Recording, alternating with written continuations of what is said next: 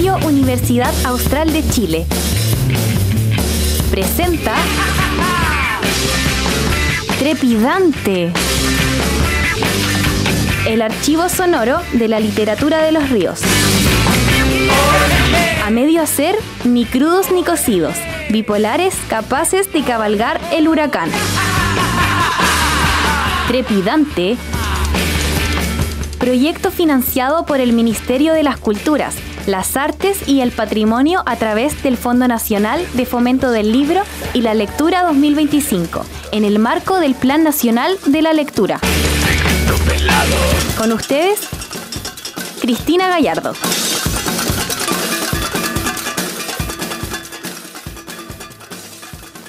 Bienvenidas y bienvenidos a un nuevo Trepidante ya en junio.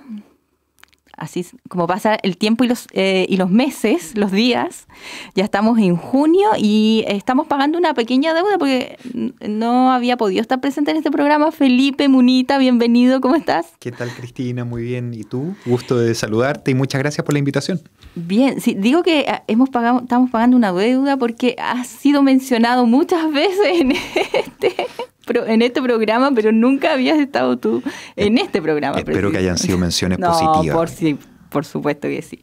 Bueno, Felipe es doctor en didáctica de la lengua de la literatura, es docente de nuestra Universidad Austral de Chile, escritor, poeta y formador, además de mediadores de lectura, mediador de lectura también. Preguntarte primero, Felipe, indagar un poco en esa área tuya que es la mediación lectora.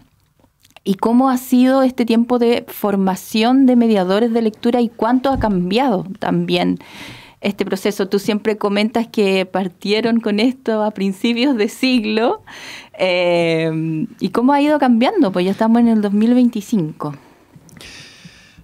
Claro, a ver, a mí me parece que en este cuarto de siglo, ¿no?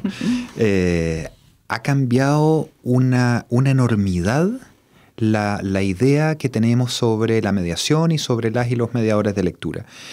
A principios de siglo, dado que ya mencionas ese momento, que es cuando, por ejemplo, yo comencé a trabajar en proyectos de fomento de lectura, casi nadie hablaba de mediadores de lectura. Se hablaba mucho más de animación, por ejemplo, animación lectora, más que mediación. Se hablaba un poco más de promotores de lectura, pero la idea de mediación estaba todavía muy poco instalada. Estaba comenzando a surgir algunas personas. Y concretamente cuando uno, por ejemplo, a mí me tocó coordinar la red de bibliomóviles de en ese entonces provincia de Valdivia, hoy región de Los Ríos.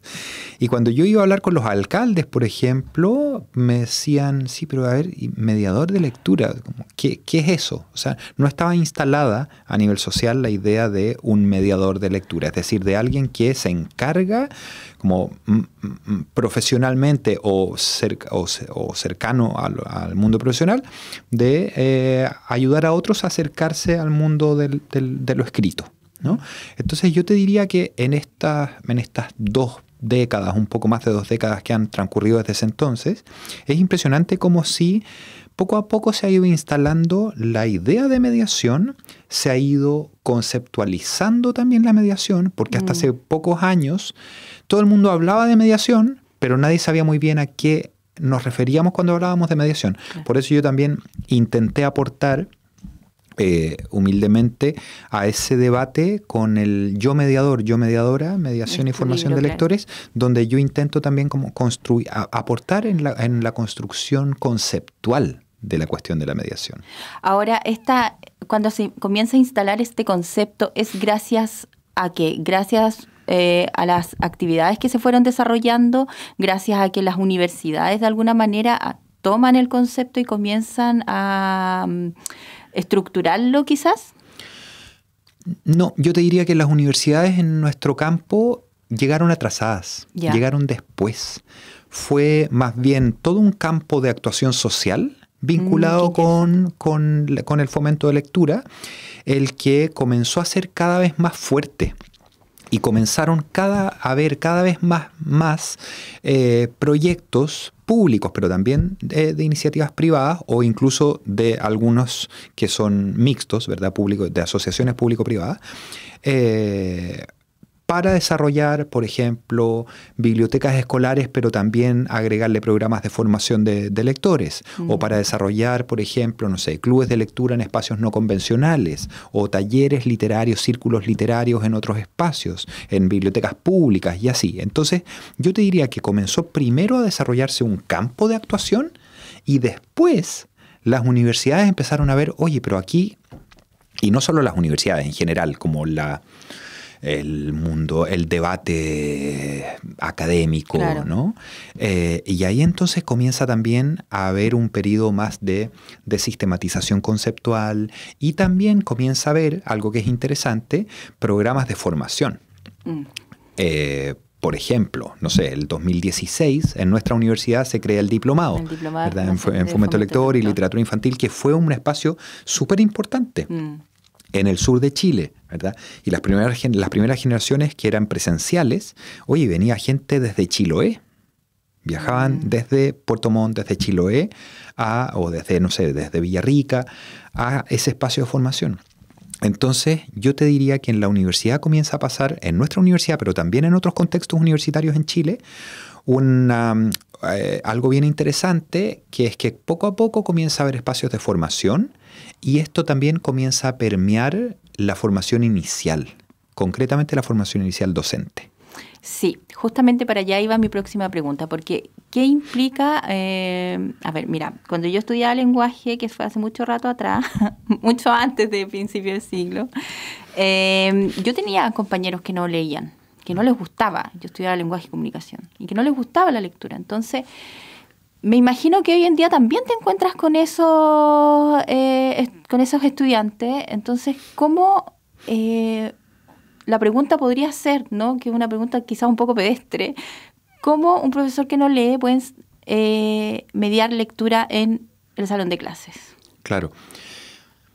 Yo ahí identificaría dos momentos, ¿no? Porque efectivamente hoy, como ayer, muchos estudiantes entran a carreras en las que supuestamente se esperaría, digamos, una cierta formación literaria, un cierto bagaje lector, sin ese bagaje lector, ¿no? Y de hecho hay muchos que cada vez lo dicen más abiertamente. Por ejemplo, cuando entran a la carrera, por ejemplo, de pedagogía en lenguaje, no, yo en realidad no tengo ningún autor favorito o autora favorita, no me llaman la atención los libros. Por ejemplo, en educación parvularia, lo mismo, ¿no? No conozco tampoco literatura infantil. Te lo dicen muy abiertamente. Por supuesto, no todos, ¿no? No todos tienen ese perfil. Para mí, lo problemático no es tanto eso. No es tanto que al inicio de una carrera haya gente que te diga, yo en realidad no tengo bagaje lector. Lo problemático sería que al finalizar su formación inicial, esas personas siguieran diciendo, es que a mí en realidad la lectura no me importa nada, yo no tengo bagaje lector, no tengo autores favoritos. Para mí ese es un problema, pero es un problema para mí como formador. O sea, se ha hablado mucho siempre como de los estudiantes universitarios desde una perspectiva que yo llamo la teoría del déficit, ¿no? Lo que los estudiantes no leen, lo que los universitarios, los hábitos de lectura que no tienen, ¿no? Claro. Cuando en realidad esa es una pega es un trabajo para los y las formadoras, ¿no? Entonces es un desafío para mí y para mis compañeros pensar qué instancias vamos a ofrecer durante la formación para que esas personas sí vayan encontrando corpus literarios, corpus textuales que les resulten atractivos, sí vayan encontrando sus propios géneros o subgéneros que más les interesan, los autores que más les interesan, aquellos textos que los marcaron, ¿no? Claro. Y a mí me parece que ahí sí se está desarrollando un trabajo interesante, ¿no?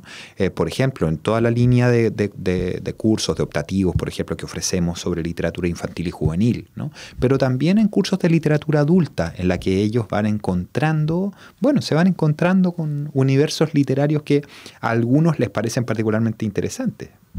Y van haciendo comunidad también alrededor de estas preferencias lectoras. Claro, porque también sabemos, desde todos los estudios de formación lectora, sabemos que la socialización entre lectores es clave. Es clave. Entonces, la cuestión de sentirse parte de una comunidad lectora, de una comunidad que tiene unos ciertos marcos de referencia compartidos, también es súper relevante. Ahora, Felipe, ¿cómo defines la mediación lectora? ¿Qué es efectivamente ser mediador o mediadora de lectura? Esta pregunta me la hacen mucho, como sí. La pregunta del millón. Para mí, yo siempre lo digo así, a mí no me interesa que todo el mundo sean grandes lectores. Yo no quiero eso. La mediación, la idea de mediación, asume no que todos tengan que ser grandes lectores, sino que todos hayan vivido las posibilidades para elegir serlo. ¿Sí?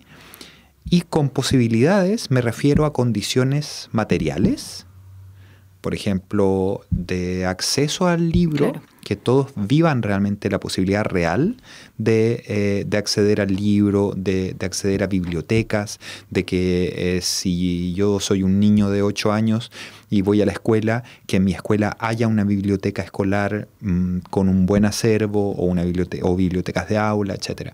Pero también la posibilidad de asistir a las bibliotecas públicas, claro, ¿no? En el mundo adulto también asistir a las bibliotecas públicas y así. Y a otros espacios no convencionales tal vez de lectura. Condiciones materiales, ¿verdad? Pero también tiene que ver con la construcción de lo que yo llamo condiciones simbólicas, ¿no? Ya. Te pongo un ejemplo. Una vez una señora en una comuna de la región central, una comuna rural de la región central de Chile, donde se había inaugurado una biblioteca pública a 2 pasos de su casa, ¿no? Nos pusimos a conversar con la señora y yo le pregunté, oiga, ¿y usted va a la biblioteca pública? Que la inauguraron recién, está bonita. No, me dijo, no, yo no voy. Pero sí, es libre, es gratuito, claro, usted puede ir, hay unos sillones ricos ahí para sentarse a leer, o si quisiera ver el diario, qué sé yo. Como yo dando en el fondo todo lo que en mi cabeza hace una biblioteca pública. Y ella en un minuto me dijo, no, es que eso no es para mí, ese espacio no es para mí. Y es curioso porque desde las políticas públicas pensamos que una biblioteca pública es un espacio para todos. Claro. ¿Verdad? Y sin embargo ella sentía que ese espacio no era para ella.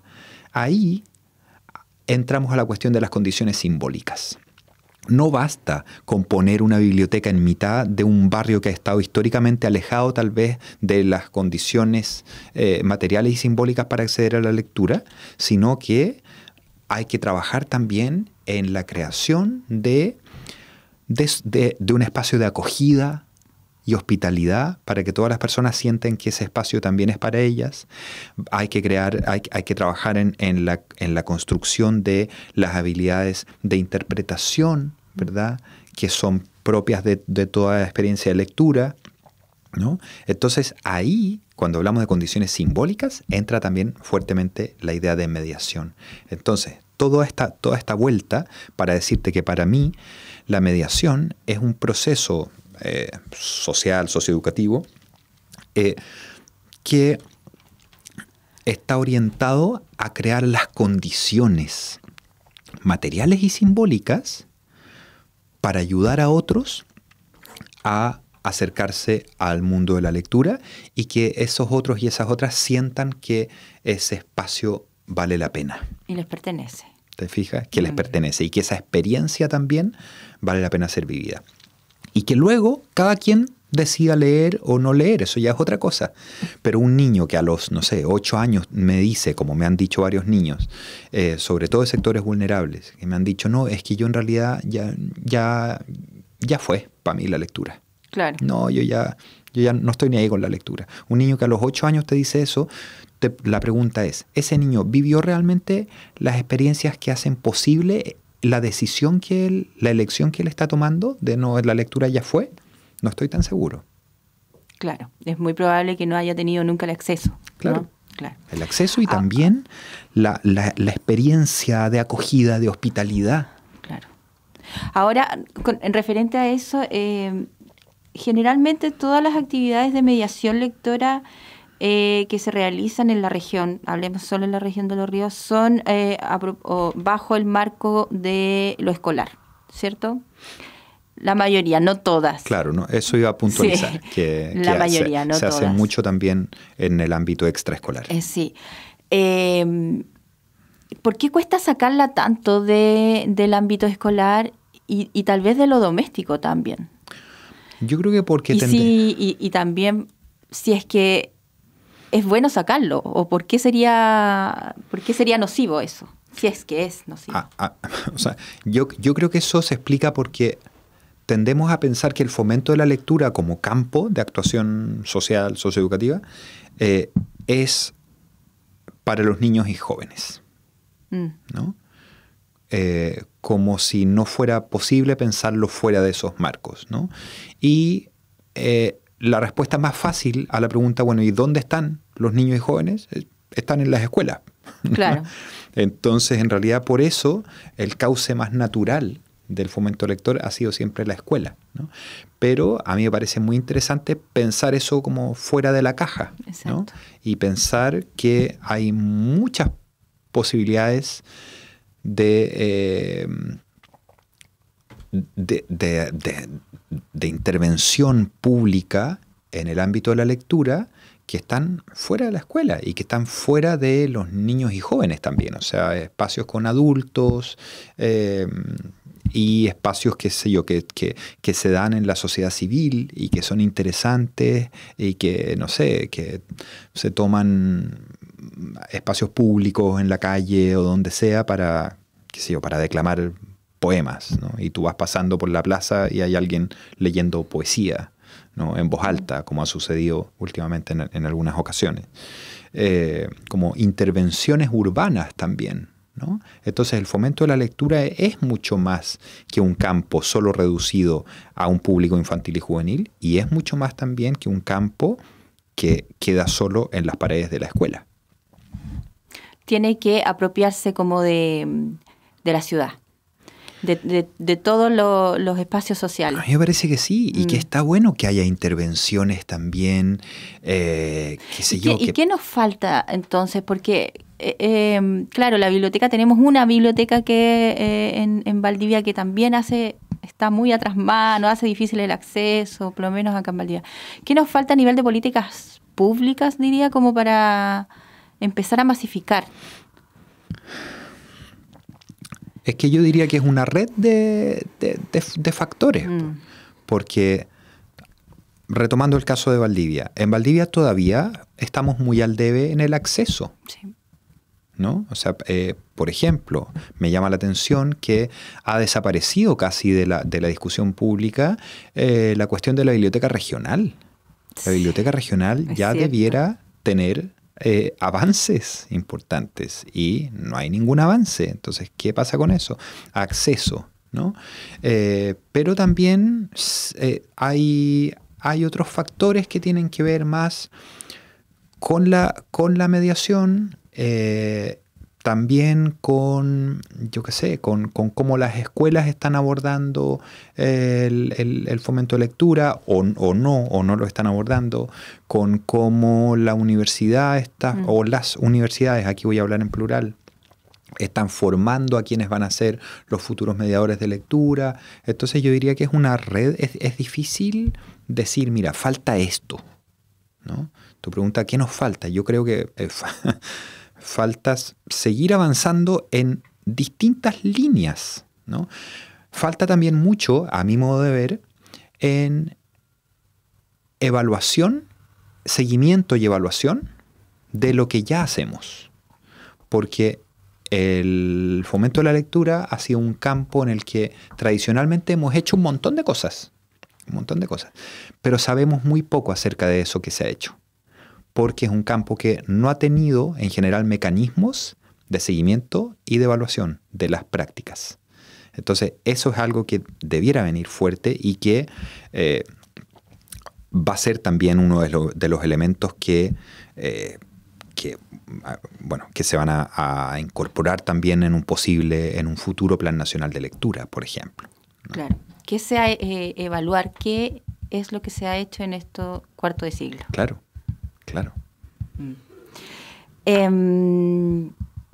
Ahora, ¿cómo ha cambiado la formación de mediadores de lectura en los últimos 10 años con la aparición de este aparatito? Y este aparatito en el fondo se vuelve como indispensable. ¿Tú crees que efectivamente ha llegado a desplazar un poco al libro? ¿Lo demonizamos? Mira, los estudios, por ejemplo, en Chile, tal vez el último estudio importante que tenemos es el que hizo Ipsos con Fundación La Fuente el año 2022. 2022. Matizan eso. Los datos que tenemos matizan esta idea de que el celular vino a desplazar al libro. Lo matizan, porque en realidad lo que muestran los estudios es que leemos en formatos diversos, con propósitos diversos, textos diversos y en soportes igualmente diversos, ¿ya?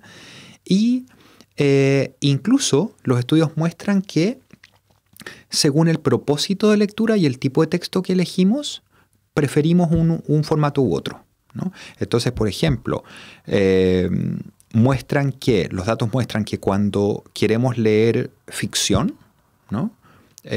Literatura y queremos leer más por el goce, la gente sigue prefiriendo el libro en papel, ¿no?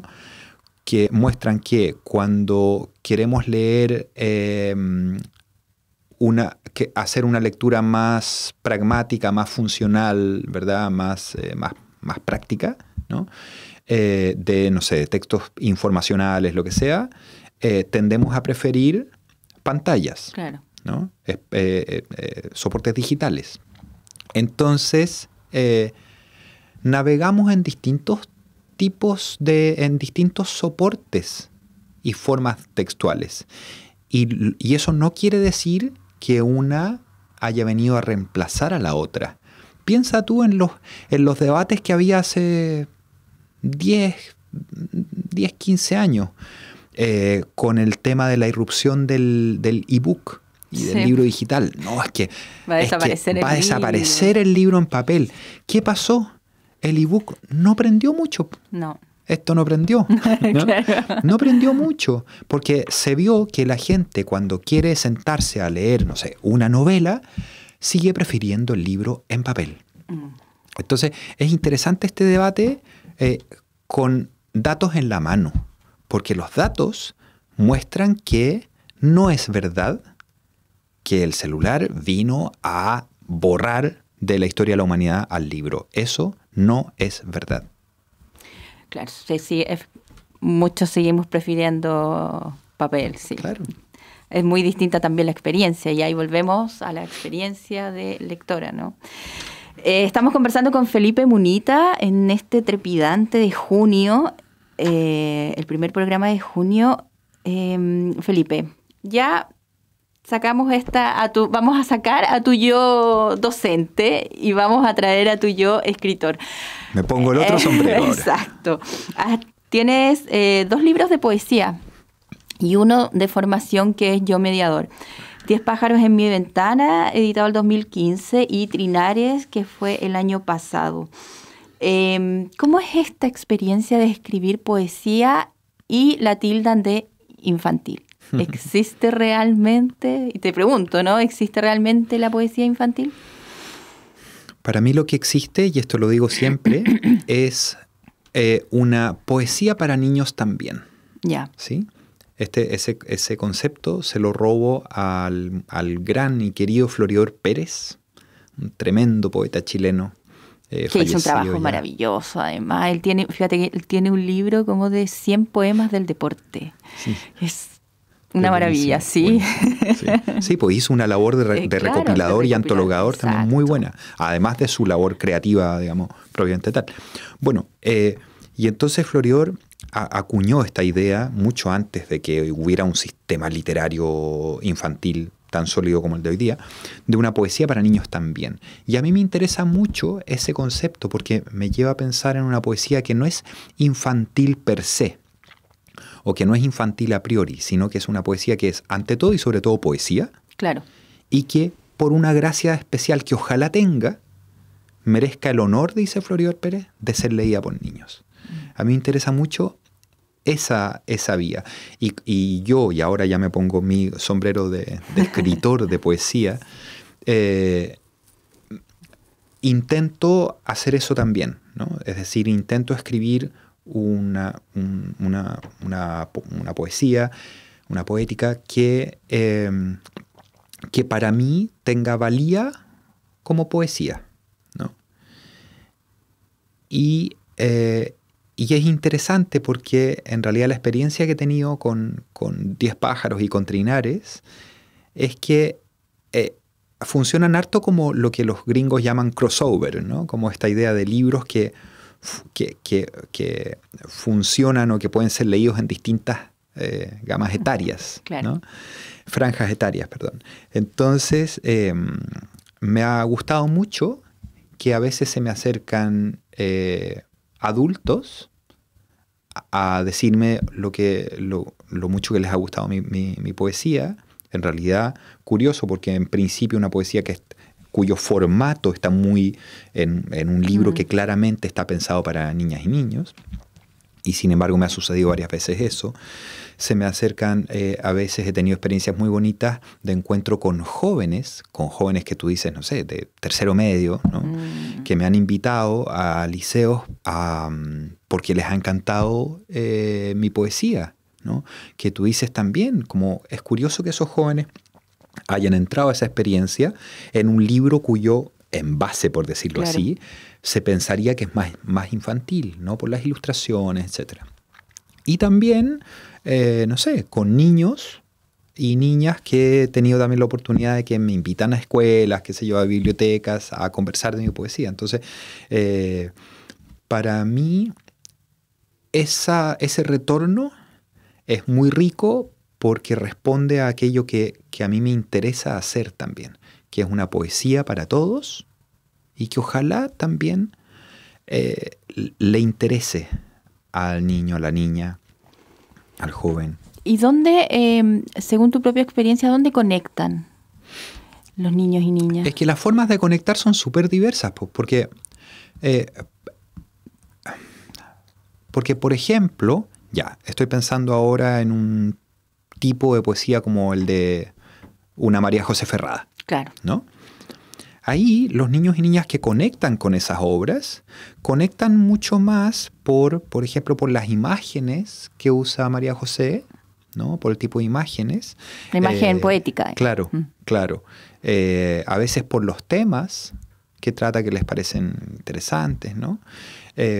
A veces por esa posibilidad medio loca, así, que abre la textualidad de María José Ferrada, que es esta de construir de pronto una imagen como muy...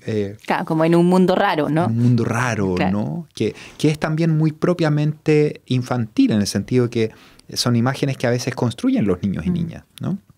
Que de la nada te inventan una imagen, ¿no? A partir de una situación cotidiana, etc. Entonces conectan por ahí. Mi búsqueda va mucho más por la relación entre sonido y sentido, ¿ya? A mí me interesa mucho también la búsqueda de la dimensión sonora del lenguaje poético. Y en buena medida por eso es que yo trabajo tal vez un poco a contramano de lo que hoy es más habitual. Yo trabajo con formas rimadas, con formas estróficas tradicionales, con décimas, con sonetos, claro. ¿No? Que como te digo, va a contramano de lo que hoy en general se está escribiendo, porque hoy, contrario a hace algunos años, se está escribiendo mayoritariamente verso libre. Sí, para los niños y niñas. Y a mí me interesa, en cambio, explorar esta otra idea. Y curiosamente, no curiosamente, y me ha pasado que los niños y niñas me dicen también muchas cosas sobre eso, sobre cómo les gustó también la musicalidad. El ritmo, sí. ¿No? Además es más fácil de aprenderlo, ¿no? Como que van como marcando, sí. Conectan por ahí Conectan también, por la musicalidad. Sí, es cierto. ¿No? Ya nos queda como poquito tiempo para volver a las tareas cotidianas. ¿Qué piensas, Felipe, de esta visión como utilitaria que hay sobre la literatura? En el sentido de que como hay que leer porque no sé, va a mejorar tu vocabulario, tienes que leer porque,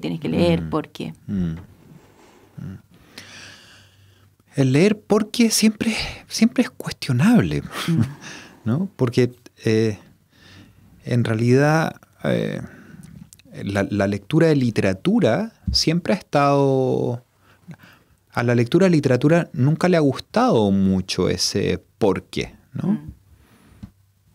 Leo porque sí, ya está. Y me siento a leer en mi sofá una novela sin necesariamente un porqué atrás, ¿no? Entonces tendemos a veces a pedirle, por ejemplo, a públicos infantiles y juveniles, cosas que nosotros no necesariamente hacemos, ¿no? Entonces me interesan más las experiencias que, más que insistir en el, oye, lee porque es importante. Sí, todo el mundo sabe que leer es importante. Estoy seguro que si haces una encuesta a niños de 7 y 8 años, todo el mundo te va a decir que leer es importante. Porque se aprende desde muy chiquito ese mantra, ¿no? Pero me interesan más experiencias que se adentran en intentar acompañar procesos de escritura, procesos de lectura, bueno, también procesos de escritura a veces, para que sean significativos, para que sean experiencias significativas en los niños, niñas, jóvenes o adultos que están viviendo esos procesos, ¿no? Eso me interesa más. Una cosa como más personalizada tal vez. Pero lo utilitario, al menos con la lectura literaria, porque con otros tipos de textos sí es mucho más clara la lectura utilitaria, ¿no? Yo no sé, pues quiero ir a hacer un paseo a Chiloé y voy y leo cosas sobre qué hay en Chiloé, ¿no? O sea, una lectura utilitaria, ¿no? Pero, o sea, con un leer con un propósito. Claro. Pero la lectura literaria siempre ha corcoveado más eso, ¿no? Ha estado más lejana eso, a esa perspectiva. Sí, y es a veces, como bien lo decías, y les insistimos a los niños y niñas, tienen que leer porque esto va a mejorar su CIMSE o no sé. Claro. Y claro, ahí es donde hay un grave error. Ahora, Felipe, como volviendo a tu rol de profesor, no, digamos crítico, quizás, de literatura infantil, ¿hay libros infantiles malos? Muchos. Ya, eso me interesa mucho que te explayes al respecto, porque yo también lo creo. A ver, yo diferenciaría ahí dos niveles, ¿no? Un tipo de libro que es, vamos a decirlo así, irrelevante, que desde mi juicio, pese a que no es una porquería, no debió haberse gastado papel para haber sido publicado, ¿ya? Libros que sí son lisa y llanamente irrelevantes, ¿no? Pero que responden a una lógica de mercado, y esto hay que decirlo claramente, sí, en la que las editoriales, para sobrevivir, necesitan estar posicionando novedades constantemente, ¿no? Intentando que alguna de esas novedades prenda y venda, ¿no? Pero la gran mayoría de lo que se produce, por ejemplo, hoy día en Chile, y no solo en Chile, en el mundo en general, termina en la trituradora de papel, ¿ya? Y eso es algo que a veces la gente no sabe. Entonces, hoy día la cantidad ingente de producción de literatura infantil y juvenil a mi juicio, es completamente absurda. O sea, se producen demasiados libros para niños. Claro, es que hay un mercado ahí que es súper potente. Sí. Claro. Y como se producen demasiados, yo te diría que la gran mayoría de esos libros son completamente insulsos e irrelevantes.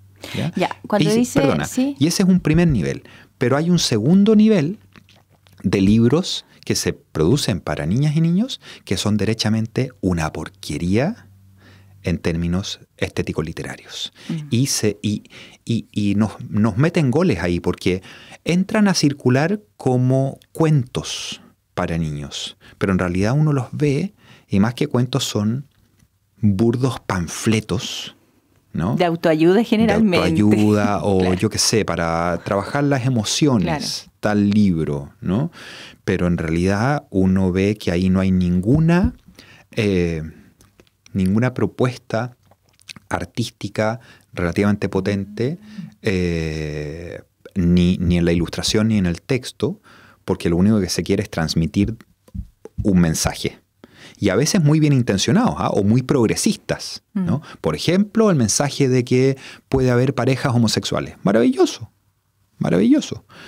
Pero el tema es, ¿vamos a hacer un tríptico o un panfleto que tenga el envase como de cuento infantil? ¿O vamos a intentar hacer buenas obras que además, digamos, pongan en escena parejas homosexuales, por ejemplo? ¿Y cómo lo diferenciamos? Porque tú entras a una librería y hay mucho, ¿no? Y generalmente los niños sí se van con estos libros que son como grandes, bonitos, mucho color, pero de contenido poco. Entonces, como si le damos ahí un tips a las mamás o papás que nos estén escuchando, ¿cómo podemos diferenciar estas literaturas? O estos libros, ni siquiera literatura. Para mí ahí lo fundamental es la formación de los actores que están vinculados a los espacios de mediación. Claro. ¿Ya? Pienso, por ejemplo, mucho en los profes, pero también pienso, por ejemplo, en libreros, en encargadas de biblioteca, ¿no? Que cumplen esa función de recomendar, de, oye, mira, ¿por qué no miras este? ¿No? Claro. Entonces, y ahí, yo como formador de mediadores, un trabajo importante es como construir criterios de valoración de obras infantiles y juveniles, ¿no? Criterios de valoración del texto, en un álbum, por ejemplo, de la relación texto-imagen, de la ilustración, ¿no? Hoy creo que se nos va un poco el tiempo. Felipe, ¿qué viene? Sí. ¿Qué viene para ti ahora? Aparte, yo sé que estás con mucho trabajo, estamos todos terminando el semestre universitario, pero en términos escriturales, ¿qué viene? ¿Ya sacaste el año pasado Trinares? ¿Estás trabajando en algún otro proyecto? Mira, vienen prontamente dos publicaciones que a mí me tienen muy contento. Una es un tercer poemario. Ya.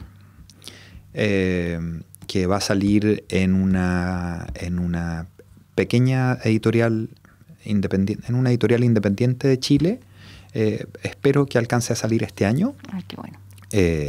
Una editorial que a mí me gusta muchísimo, pero cuyo nombre no voy a decir todavía. Con una ilustradora que también me gusta muchísimo, pero tampoco voy a decir todavía. Pero ese va a ser un tercer poemario. Ya. Y me Estamos pensando en diciembre, noviembre. Sí, segundo semestre, ojalá.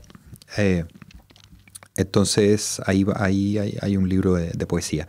Y también viene la publicación, también durante este año, de un libro divulgativo a partir de los resultados de mi Fondesit anterior. ¿Ya? Porque yo he encadenado ahora dos proyectos Fondesit que para la gente que no sabe son los proyectos más grandes, digamos, de investigación, o uno de los proyectos más grandes de investigación científica y tecnológica que tenemos en Chile con financiamiento estatal. Dos proyectos Fondesit entonces que he encadenado sobre poesía, sobre educación poética. Mediación de poesía. Mediación de poesía. Sí. Ya. Y entonces, ¿que sería como la continuación del Yo Mediador un poco? Pero más focalizado ya en poesía. Ya. Sí. Y ahí entonces va a salir un material divulgativo, un librito divulgativo que escribimos colectivamente y colaborativamente con un equipo de profes, ¿sí? Y que dirigimos ahí con Camila Torres, una profesora de Santiago, en torno a experiencias de mediación de poesía en la escuela. Ya. Y eso está muy bonito, viene con experiencias concretas de mediación que se realizaron, por ejemplo, en colegios de aquí de Valdivia. Y eso se va a publicar y va a estar disponible gratuito, de descarga digital, porque va a tener una primera publicación como ebook. Ya. Después igual esperamos que haya una publicación impresa, pero de momento va a salir como libro digital, de descarga gratuita. Así que para que estén atentas ahí y atentos, sí, al libro Un puente entre el poema y yo. Ay, qué lindo título. Felipe, aprovechándote que estás acá, aprovechándome de ti, me gustaría que dieras algunas recomendaciones a profesoras, padres, madres que nos estén escuchando acerca de la mediación de lectora. Y yo parto obviamente recomendando Yo Mediador, que es tu libro, ¿cierto? Pero tú, ¿qué otro texto recomiendas como para acercarse a la mediación y hacer este trabajo, ya sea en las salas, ¿no es cierto?, o en las bibliotecas? Claro. A ver, yo en mi Instagram he ido publicando ahí algunos textos que me parecen interesantes, ¿ya? Así que si a alguien le interesa particularmente este tema, puede seguirme ahí en Felipe Munita _. Uh-huh. Y, por ejemplo, el último ahí es un libro de Marcela Carranza, que es una especialista argentina en literatura infantil y mediación de lectura, y es hermoso. Ahora mismo se me fue el título porque mi cabeza ya está, las neuronas ya están medio separadas entre tanto trabajo. Pero es el último libro de Marcela Carranza, que hace dialogar, a mi juicio, de manera muy bonita, reflexión sobre literatura infantil propiamente tal, pero también experiencias de formación de docentes y mediadores de lectura, y también experiencias de trabajo con niños y niñas. Entonces, todo eso termina construyendo un hermosísimo libro, La rebelión de la fantasía, si mal no recuerdo, de Marcela Carranza. Y como no solo de teoría vivimos las y los mediadores, me gustaría recomendar de paso un par de libros que del último tiempo me han parecido interesantes. Uno es un curioso libro de poesía de Ángeles Quintero, ilustrado por Ángeles Vargas, 2 ángeles ahí, que se llama De la rama al bosque, que es un libro que hace una rara mezcla entre matemática y poesía. Es una obra raramente bella. A mi juicio, el libro infantil del año pasado en Chile, sin duda. Y en narrativa me gustaría recomendar, me gustó mucho una novela, la última novela de Adolfo Córdoba, mexicano, autor mexicano y mediador también, que se llama Ana en todas partes. Una novela ágil, fresca, entretenida, con humor, con esa pulsión romántica de la preadolescencia también. Tiene varios ingredientes ahí que están interesantes, de fácil lectura, pero que mantiene también la tensión narrativa. Está muy, muy, muy bien hecha. Perfecto. Entonces, con esas recomendaciones nos quedamos. Gracias, Felipe. A ti, Cristina, un placer haber venido al programa, por fin. Por fin, después de, son 7 años llevamos y nunca habías estado acá. Así que cumplimos, no sé si era una promesa, pero estábamos al debe ahí con esta invitación. Nosotros nos encontramos la próxima semana. Muchas gracias. Chao, chao.